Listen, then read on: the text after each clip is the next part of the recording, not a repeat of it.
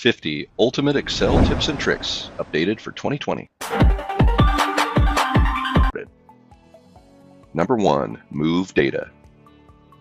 Here's the quickest method to move data around in Excel. Just highlight the cells and grab the border anywhere around the outside and drag it and drop it where you want it to go. You can do an entire column, or you can do an entire row. No need to copy, paste, and then delete the original. Number 2, XLOOKUP. XLOOKUP is a powerful new function added to Excel in late 2019 and designed to replace VLOOKUP and HLOOKUP. Let's say we want to look up the name John in this table and return a value from the February column. You can use XLOOKUP, and the first parameter is the lookup value, which is going to be John. The array that we're going to look up John's name in is this area right here, and we want to return values from the February column. And that's all you need to do. It returned 17232, which is the intersection of John and February.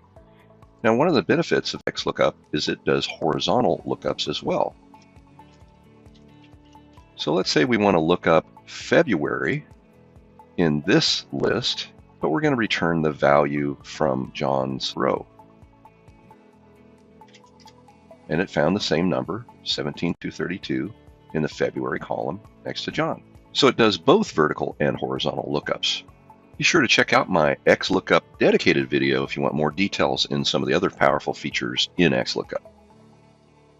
Number 3, filter list. Want an easy way to manage a large table of data? Click anywhere inside the table, go to the Data tab, and click on this filter icon, and it creates a filter at the top of each column in your table.